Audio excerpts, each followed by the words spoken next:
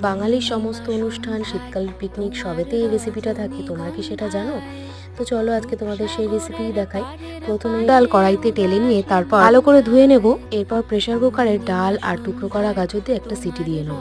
কড়াইতে তেল গরম করে নেব এবং ওর মধ্যে আদা, রসুন বাটা, তাছাড়াও শুকনো লঙ্কা, তেজপাতা, জিরে ফোড়ন দিয়ে ভালো করে ভেজে নেব। সমস্ত মশলার মধ্যে ক্যাপসিকাম, গাজর, বিনস, টমেটো, মটরশুঁটি আর ফুলকপিগুলো ভেজে নেব।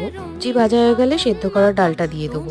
অল্প একটু নুন আর হলুদ দিয়ে দেবো, আর এর মধ্যে কাজু বাদাম আর কিশমিশও ছড়িয়ে দিলাম। তাছাড়াও দিয়েছিলাম জিরের গুঁড়ো, ধনের গুঁড়ো। ডালটাকে ভালো করে নাড়াচাড়া করে নিলাম, আর শেষে একটু গরম মশলা, ঘি আর অল্প একটু স্বাদের জন্য চিনি দিয়ে নামিয়ে নেব। তো রান্নাটা কেমন লাগলো তোমরা জানাতে ভুলো না। এই ডাল কিন্তু ভাত, রুটি সমস্ত কিছুর সাথেই খাওয়া যায়। যদিও বাঙালিরা কিন্তু এই ডাল দিয়ে আলু চিপস আর ভাত দিয়ে খেতে ভীষণ ভালোবাসে, আর আমিও তাই। যদি ভিডিওটা ভালো লাগে একটা লাইক, শেয়ার, কমেন্ট আর সাবস্ক্রাইব করতে ভুলো না। টাটা।